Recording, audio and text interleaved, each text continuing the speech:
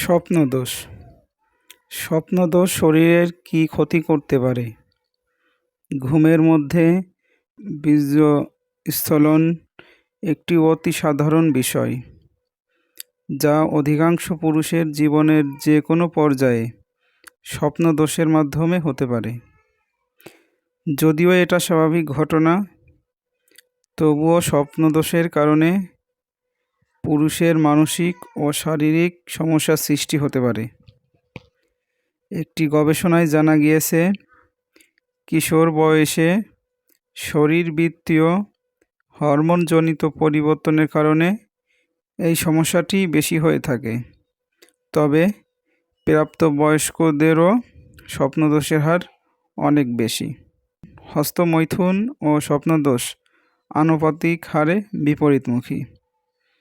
অতিরিক্ত হস্তমৈথুনের ফলে কিছু শারীরিক, মানসিক এবং হরমোনজনিত সমস্যা সৃষ্টি হয়, যা এই ধরনের স্বপ্নদোষকে পুরুষের স্থায়ী পুরুষহীনতা এবং লিঙ্গোত্থান ইরোটিক্যাল ডিসফাংশন এর মতো মারাত্মক জটিল রোগের সৃষ্টি করতে পারে।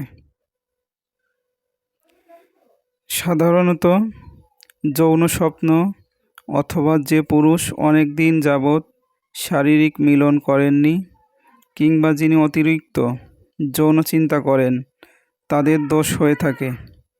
বীর্য পুরুষের শরীরে প্রাকৃতিকভাবে সৃষ্টি হয়, যা পরবর্তীতে শারীরিক মিলনের সময় চরম তৃপ্তির পর্যায়ে শরীর থেকে নির্গত হয়ে যায়।